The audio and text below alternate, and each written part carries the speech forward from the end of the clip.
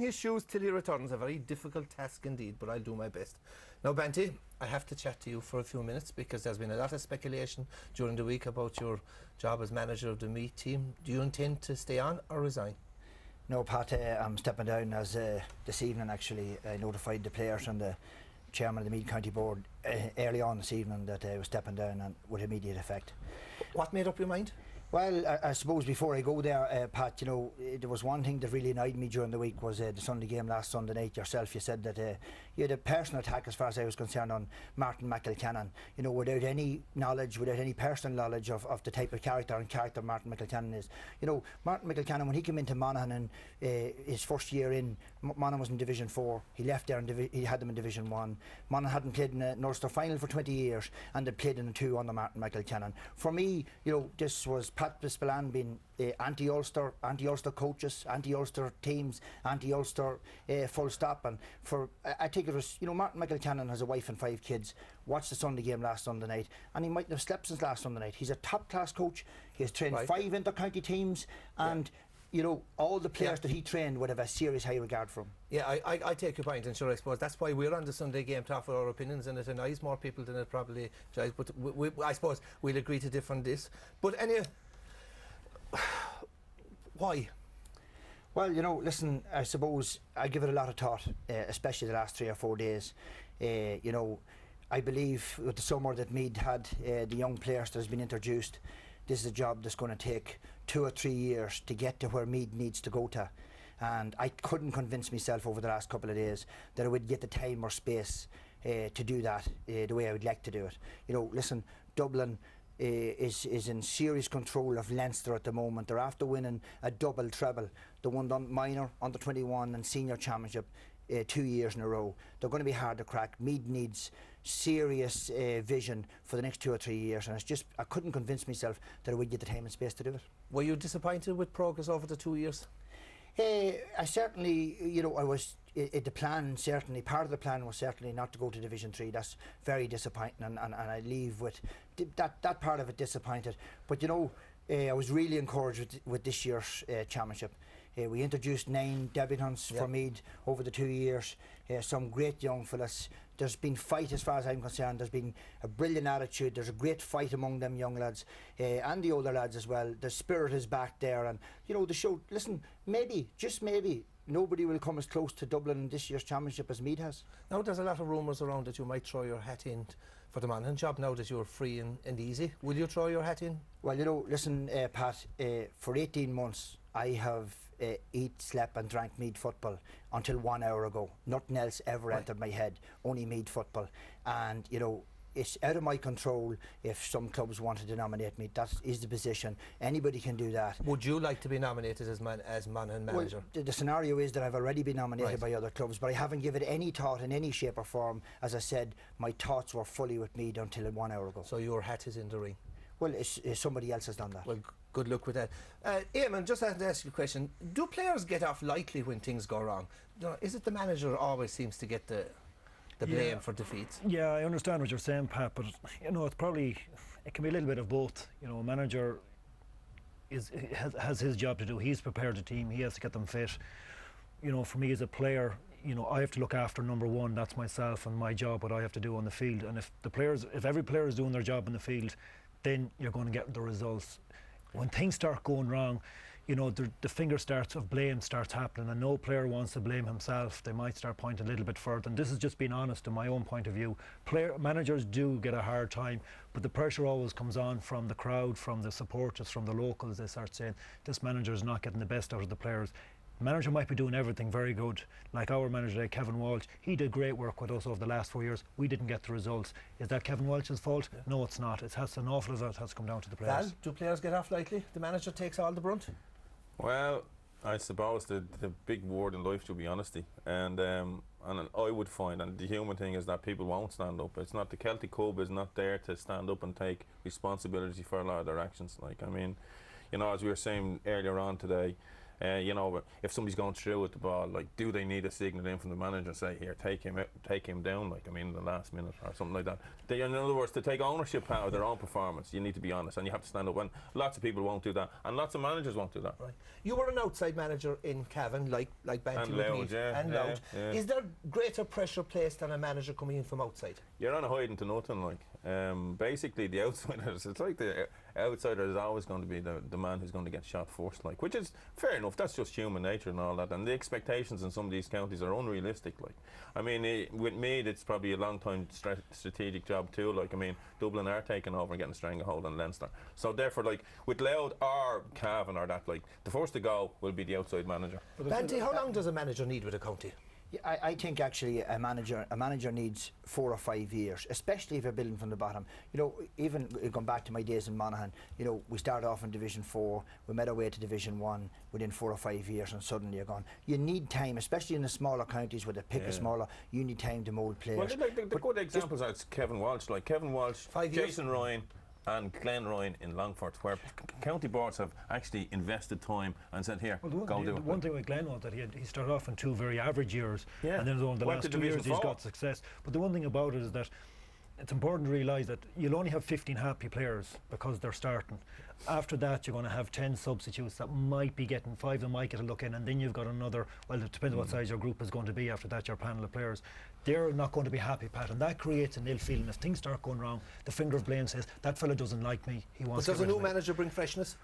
Oh, he does bring freshness, absolutely. Some fellas love seeing new managers coming, some fellas hate seeing the manager leaving, because you might have a great bond with some man, but at the end of the day, when things change, you're going to have to. But it shakes it up, doesn't it, Banty? Yes and no, but you know, a manager can change his backroom team maybe midstream, bring freshness to it, bring a different voice to the dressing room. All those things can change the type of things you're talking about. But the reality is, if you want it depends what you call success. But if you want success, it's going to take 4 or 5 years. We say you take the job that Kieran McEnaney has done in Kildare, absolutely fantastic job. You know, maybe no championship success. Jason Ryan, the very same. Glenn Ryan in Longford. Absolutely fantastic job, but it's taken them 3, 4 and 5 years to get it done. Did you find it difficult being an outsider in Meath, where you there was a lot of criticism, wasn't there? You know, listen, there was an awful lot of talk outside of that there. I would disagree with Val to an extent. I have never got a bad word from a person in Meath, not one person. Listening, Banty. Yeah, well, you know, listen, I don't listen really outside the dressing room. The only thing that matters to me is what happens inside that dressing room. I don't care what anybody else thinks. As long as the players are going the right road and everyone's rowing together, well then fair enough. Well, but if the chairman, like in the county board, like, and they the people who appoint, you know what I mean? Basically, if things start turning at time, you're on a sentence, like. I mean, if the chairman says, Val, you're not, you know, at the end of the year you're going to go, like. I mean, because he wants to appoint his own fella, like. Lovely, lads. I think we could devote a programme entirely to this topic alone. Now, we got a great response to our call for IDs for the Football Review Committee, but unfortunately, due to time constraints, we won't be able to discuss those in detail today. Don't worry though, because we will be dedicating a whole show to the topic in the next few weeks, so look out for that. Now, we're going to talk about the 4 big football quarter-finals shortly. But Donegal's run of form this year has raised hopes of another appearance in an All-Ireland final, 20 years after their one and only win.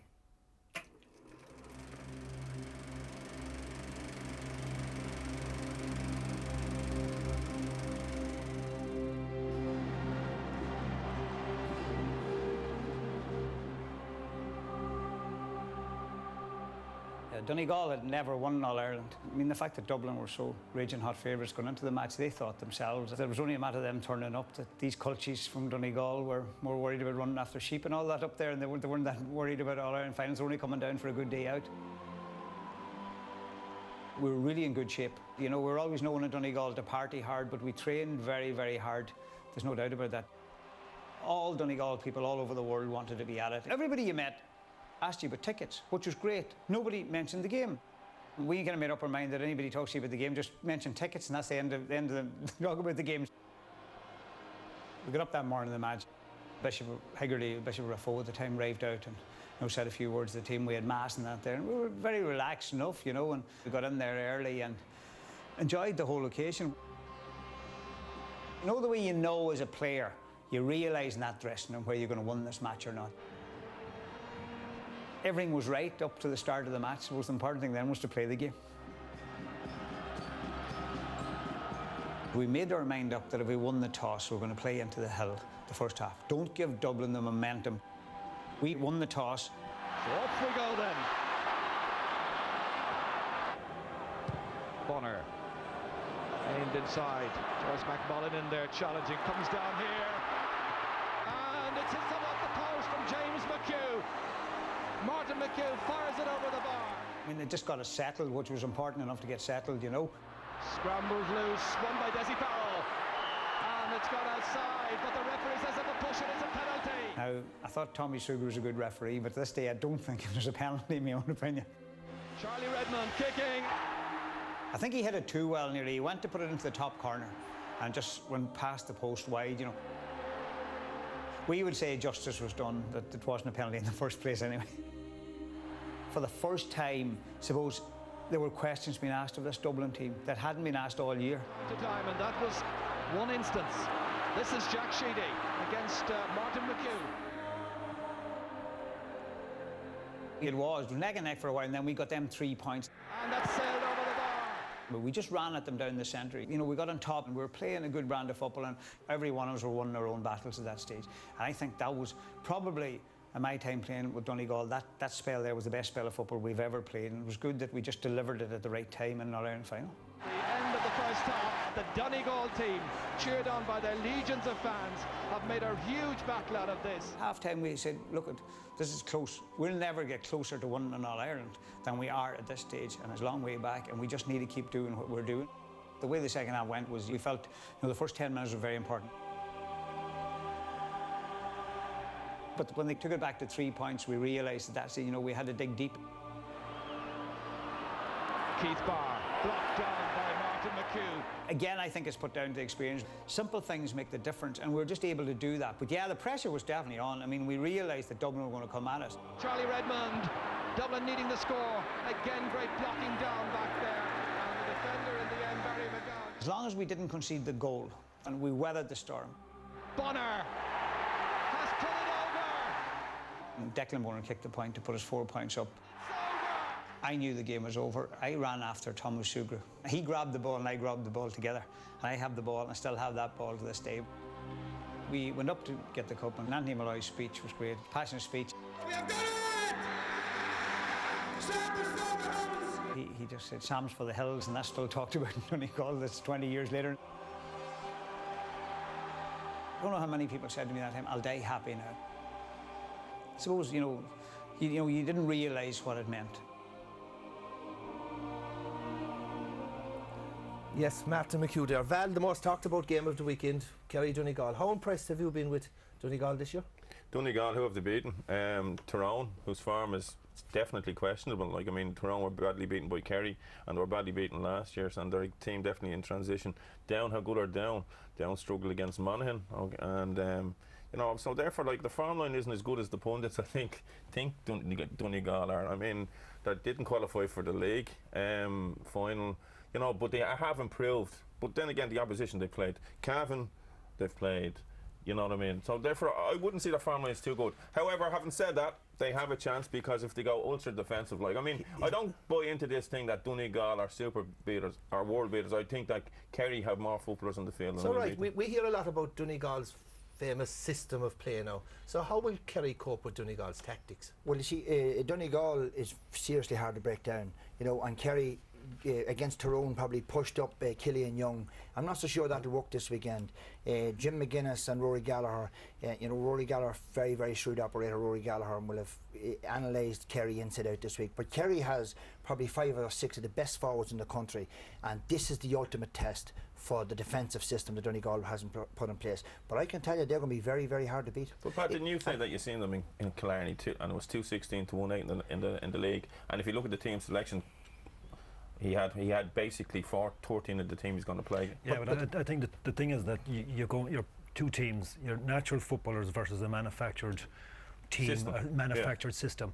how do you know if you got Is that unfair on Donegal? I don't think it is, Pat. That they're manufactured. I don't think it is manufactured. It's that it's a system. It's a system that they're buying into and that every player is sticking to, and that's why Jim McGuinness has certain players That there. doesn't make them manufactured. Well, to a certain point it is, because I don't agree They're with a that, great Eamonn, team, because I tell you, Murphy, one of the best players in the country, maybe the best full forward in the country at the minute. Mark McHugh, one of the best footballers in the country, gets back, gets up the field. But Mark McHugh won't be as effective if Kerry put somebody on him, because Cavan, with his limited resources, twice he's played against them, twice they've marked him, and certainly the year I was there he was taken off. But lads, Mark McHugh will drop back and he'll come right. Fair enough. If they push up Killian Young, they're going to leave space to the back. And Kerry's defence is suspect enough as it is at the moment. Oh, you know, but Never they mind only taking have another what's man called out it, like, but you're only leaving McFadden and things. So it'll be 4 backs versus two forwards. Eamonn, I mean, okay, say whether they're manufactured or not, but their game plan is based on ferocious energy, ferocious work rate. Yeah. Now, can Kerry, with all the mileage in their legs, can they match that work rate and intensity that Donegal bring to the game? I think they can, Pat, because you talk about the form. Like Donegal can only play the teams that have been put in front of them. In fairness to them, and they've dealt with them very, very well.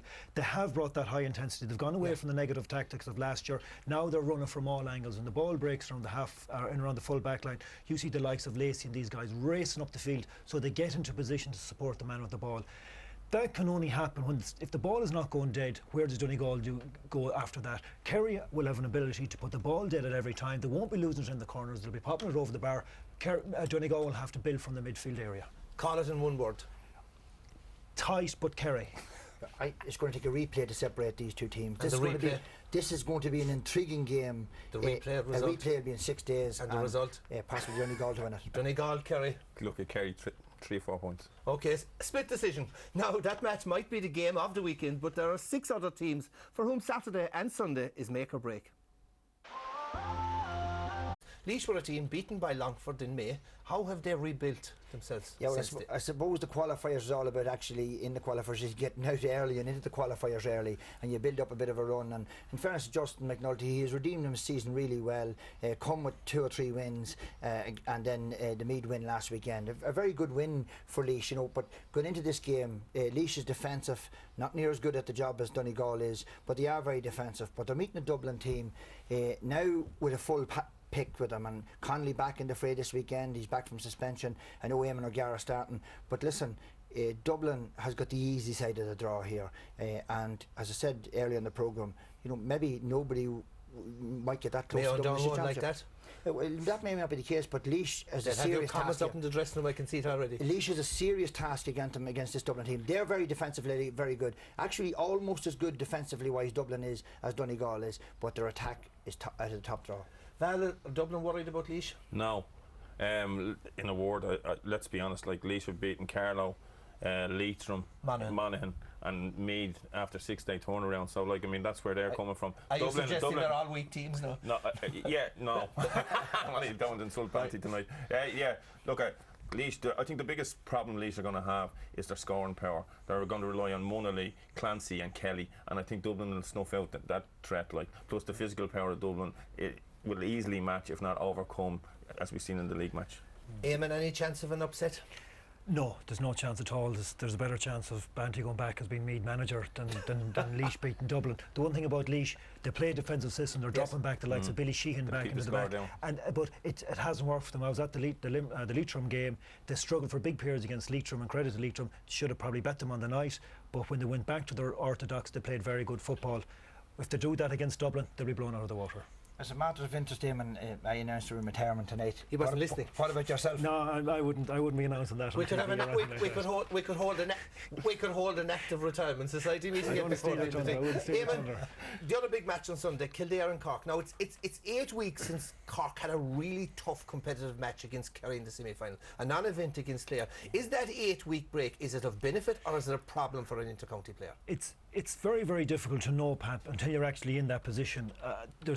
You hear reports that they're playing A versus B games. There's a little bit of fisticuffs and stuff like that. We've heard that about Kerry down to the years and stuff like that. You don't know until you get out onto the field of play. Kerry or Kildare, we've put nothing up against them last week. Was it a challenge for them? They'll have got a little bit of confidence out of it. I don't think Cork will come into this game. They'll be a little bit ring rusty for the first 20 minutes. that's Kildare's opportunity to get any success against Banty, them. we know about how good Kildare are defensively. Have they the forwards to get through this Cork rearguard?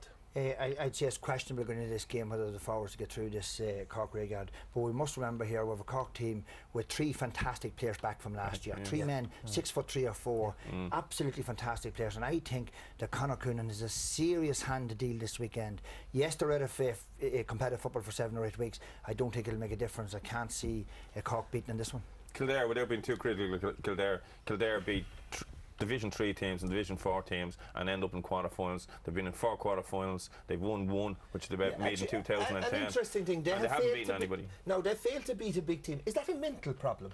It's but it's also comes down to the basics, like, and you've alluded to it many times. Like, they kick too many wides, they create the chances and kick too many wides, and they don't score goals. And you know, so therefore maybe up front they're not good enough. So Banty has called it. You call it? I'm calling Cork. There's no problem. It's going to be a little bit tighter, Pat. I think Cork might shade it, but I think it'd be a real tactical game. Clare McEnaney will physically be able to match them in a lot of areas. And lads, midfield, but I think midfield they're going to be.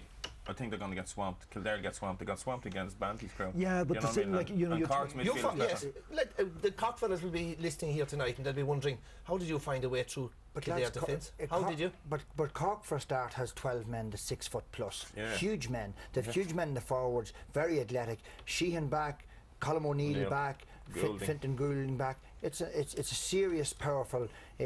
It's the middle third of the field. Kildare actually operates with Pádraig O'Neill and 3 or 4 lads in the middle third of the field, but they're going to be up against When you Cork plotted midfield. the downfall of Kildare and no one gave you a chance, where did you see as possible chinks in their armour? Well, I suppose the midfield area was certainly an area, but the other area was we felt we needed to bring pace to the game, and we needed to bring pace at Kildare defence, and on the day it worked, but it may not work another day.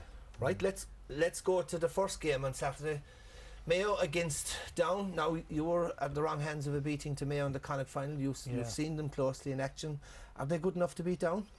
I think this is going to be one of the games that I'm going to call a draw, to be quite honest with you, Pat. I just think that Mayo, yes, they're coming, they're building. James Horn has done a very, very good job with them, but they haven't set the world on fire with regards to their type of play. Their system would be to go and try and get goals early. You know, that's the reports that's coming back from Mayo, and that's what we have heard even, you know, going into the Connacht final. Go for goals and try and blow a team out of the water. They did against Leitrim in the free-wheel home. They tried to do it against us, they didn't get it, and they struggled. If they don't get those early scores, they might struggle throughout this game against Down. Down, on the other hand, are not the team of what we saw, I think, 2 years ago. They're not the team, and they're missing Marty Clark. So I just think it could be the worst game of the 3. And at the 4, I mean, and I think it could be a draw. Donegal exposed the weaknesses in Down. Can Mayo? But you know, you must remember 30 minutes gone in the Ulster final, Down was winning 3 points to 2. And you know, they keep a very tight unit. Aidan O'Rourke is operating with the Down defence along with James McCartan. They keep it very tight, and for me, I think Down will win this game from a few different points. Laverty is very dangerous up front. I'm not that sure that Mayo's defence is really that as tight as we'd normally see. And you know, Benny Coulter has another game under his belt, big addition to them. I suppose Down is the one team in the country that can score goals and will score goals, and I'm not so sure that Mayo has set the world alight this year already. You know, yes, the blue Galway out of the water. We've seen where Galway have went since. They struggled to get across Sligo in the Connacht final, Sligo, and you know, I'm not so sure. I think Down can come out of this. So we'll give you the final word on this. Final word is the worst of the 4 matches, according to Eamonn and Hal. Well, Eamonn doesn't like Mayo, I think. Right.